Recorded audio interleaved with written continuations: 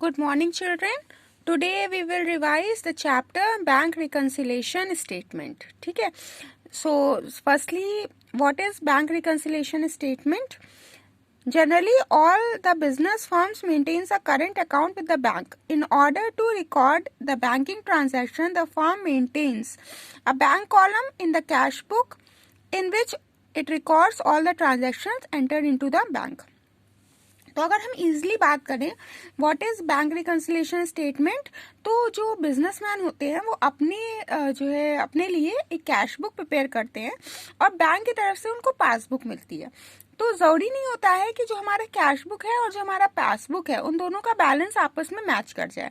तो बैलेंस को मैच करवाने के लिए हम BRS बनाते हैं, that is bank reconciliation statement. कहाँ गड़बड़ी है, कैश बुक में गड़बड़ हुई है या बैंक बैलेंस में आपके गड़बड़ी हुई है, ये देखने के लिए हमें बैंक रिकंसिलिएशन स्टेटमेंट को प्रिपेयर करना होता है. Okay children, so let's discuss some questions. बच्चों, क्वेश्चन डिस्कस करने के पहले हम आपको एक बात बता रहे हैं जिसको आपको याद रखना है कि अगर आपको कैश बुक का बैलेंस दिया होगा तो जो चीजें आप प्लस करेंगे, ठीक है, और जो चीजें आप माइनस करेंगे, कुछ चीजें.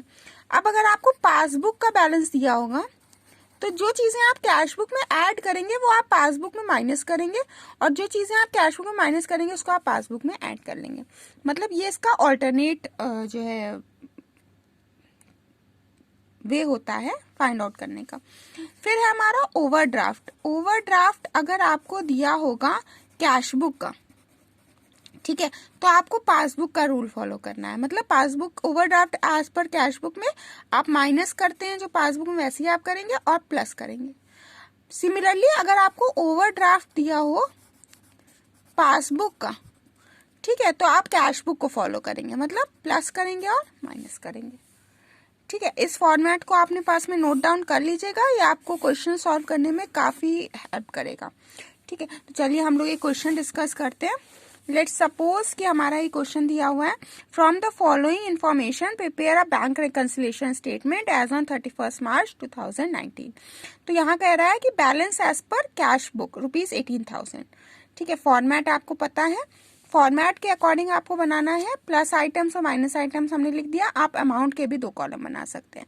तो balance as per cash book इसको आप लिखेंगे. उसके बाद में आप 2 कॉलम बना भी सकते हैं ऐड और माइनस का, और आप चाहें तो आप एक साथ लिख सकते हैं, प्लस वाले प्लस में और माइनस वाले माइनस में, जैसे भी आपको कन्वीनियंट हो आप ऐसे करें.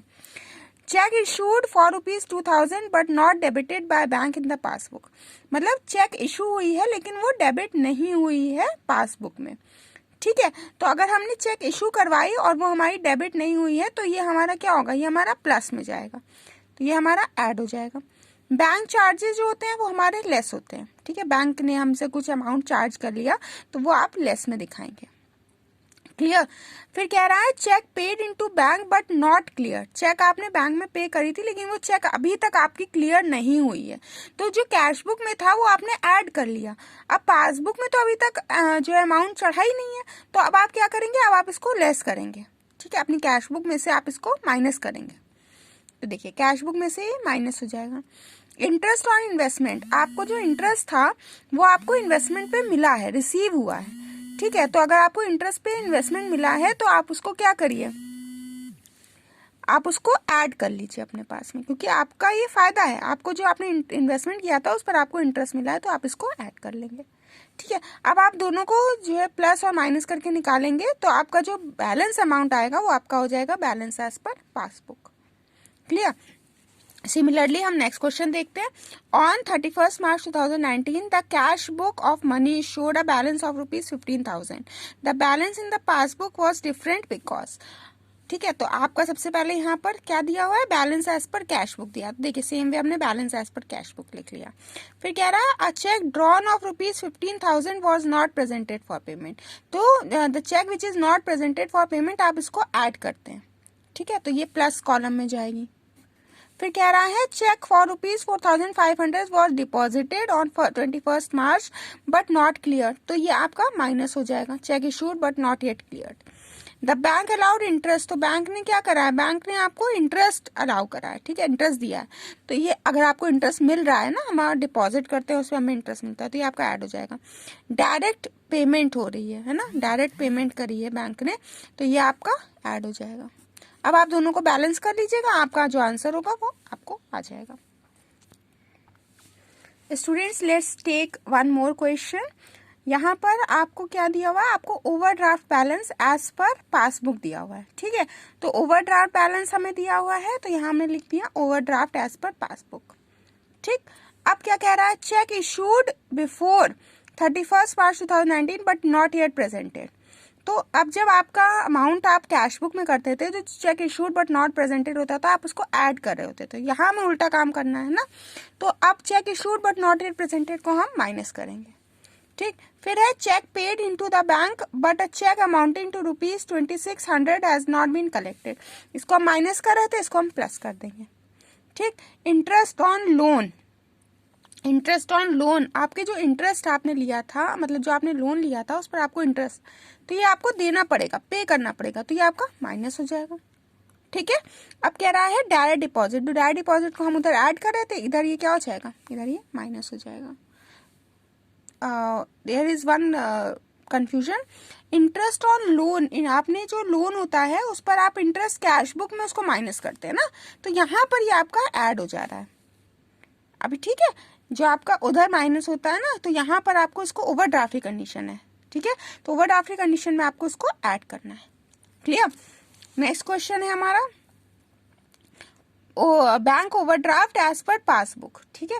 तो आपने इसका बैलेंस लिख लिया, फिर cheque issued but not yet presented, तो ये सिमिलरली आप इसको क्या करेंगे, इसको आप माइनस कर देंगे, ठीक है। फिर check deposited into bank but not yet collected, तो ये हम माइनस कर देते, तो यहाँ पर ये कंडीशन हमारी प्लस हो जाएगी। फिर कह रहा है cheque entered in the cash book but not banked, ठीक है। तो अभी आपकी चेक एंटर हुई है लेकिन अभी तक वो बैंक में नहीं लिखाई गई है, तो ये ऐड हो जाएगा, डायरेक्ट डिपॉजिट माइनस हो जाएगा। तो ये आपका बच्चों बैंक रिकंसिलिएशन स्टेटमेंट है। अब next chapter we are going to discuss वो बिल ऑफ एक्सचेंज, ओके।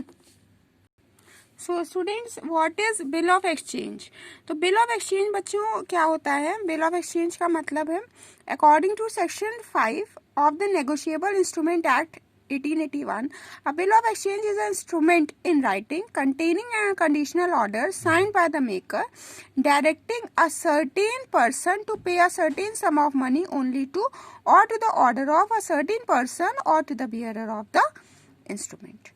मतलब जो भी पर्सन आपको सामान बेच रहा है क्रेडिट पे, वो एक इंस्ट्रूमेंट प्रिपेयर करता है, बिल प्रिपेयर करता है, इसको हम कहते हैं बिल ऑफ एक्सचेंज। और वो जो जिस पर्सन को, मतलब जो ड्रॉई है जिसको वो सामान सोल्ड कर रहा है, ठीक है, उसको वो क्या करेगा, उसको जो है उससे वो पेपर, वो इंस्ट्रूमेंट साइन करवाएगा और ड्यू डेट पर जा करके जो भी अमाउंट है ड्यू, उसको वो रिसीव कर लेगा, ठीक है। तो this is your bill of exchange. So students, let's discuss one question. On 15th March, इसको थोड़ा सा करेक्शन था, तो 15th March 2018, X sold goods to Y for ₹6,000 on the same day. Y accepted a bill drawn upon him by X for 3 months. X discounted the bill on 18th May 2018 at the rate 15% per annum at his bank. Y made the bill on the maturity. मतलब जो x था उसने Y को goods sold करे हैं 6,000 rupees के, Y ने उस बिल को एक्सेप्ट कर लिया है, और जो एक्स था उसने 18th मई को जा करके उस बिल को डिस्काउंट करवा दिया 15% के रेट ऑफ इंटरेस्ट के साथ में, और वाई ने जो ड्यू डेट थी उस दिन उसकी पेमेंट कर दी है। अब जनरल एंट्री इसकी कैसे बनेगी, सबसे पहले आप ये जो एक्स है ये है हमारा ड्रॉर, ठीक है। ड्रॉर होता है जो सामान जो है उधार पे क्रेडिट पे बेचता है, सोल्ड करता है, और वाई हो गया आपका ड्रॉई, ठीक है। तो ड्रॉई वो है जो आपका क्रेडिट पे सामान खरीदता है, ठीक है। तो आप ड्रॉर और ड्रॉई दोनों की बुक्स में एंट्री करेंगे। ड्रॉर की बुक्स में आप सेल्स की एंट्री करेंगे और ड्रॉई की बुक्स में आप परचेजेस की एंट्री करेंगे, क्योंकि ड्रॉर ने सामान बेचा है और ड्रॉई ने उस सामान को क्या करा है, परचेज करा है, ठीक है। तो सबसे पहली जो एंट्री यहाँ पर हो रही है वो हमारी सेल की हो रही है और परचेज की हो रही है। तो सेल और परचेज आप जनरल एंट्री में पढ़ चुके हैं, आपको दोनों एंट्रीज पता है। ड्रॉअर अपनी बुक में एंट्री करेगा वाई, क्योंकि उसने वाई को सामान बेचा है, ठीक है, तो वाई के अकाउंट को वो डेबिट करेगा टू सेल्स, कितने से 6000 का सामान उसने बेचा है, ठीक है। अच्छा, अब जब ड्रॉई अपनी बुक में एंट्री करेगा तो वो परचेजेस की एंट्री करेगा, तो परचेजेस हमारा डेबिट होते हैं तो आप जानते ही हैं, तो परचेजेस अकाउंट डेबिट कर दिया 2x कर दिया, ओके। तो ये हमारा ड्रॉई अपनी बुक्स में एंट्री करेगा। अब क्या हो रहा है, अब वो एक बिल बना रहा है जो कि x बना रहा है और y उस बिल को एक्सेप्ट कर रहा है ना, तो यहाँ पर आपकी जो नेक्स्ट एंट्री बन रही है वो आपका बिल्स रिसीवेबल अकाउंट डेबिट हो जाएगा टू y हो जाएगा, ठीक है। बिल्स रिसीवेबल असेट है ना, बिल रिसीव करा है उसने, तो यहाँ पर बिल रिसीवेबल हमारा डेबिट होगा और वाई के अकाउंट को वो क्रेडिट कर देगा विद द सेम अमाउंट, ठीक।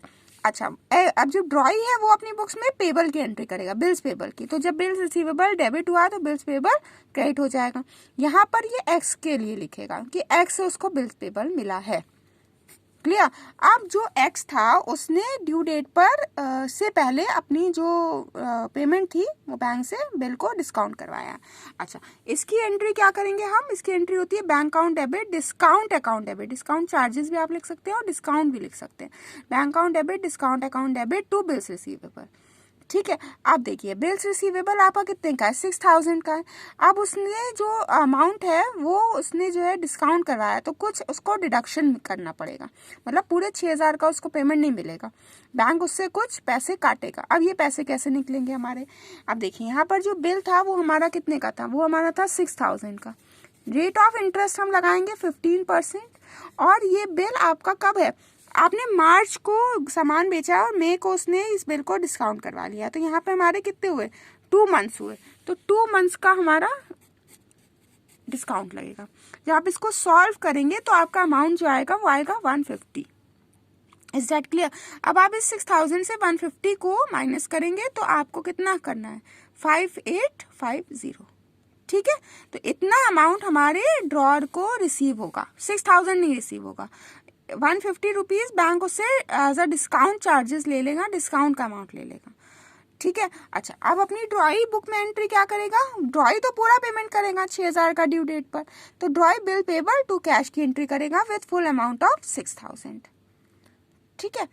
तो this is all about your chapter bill of exchange students. I hope this will help you out in solving your improvement assignments.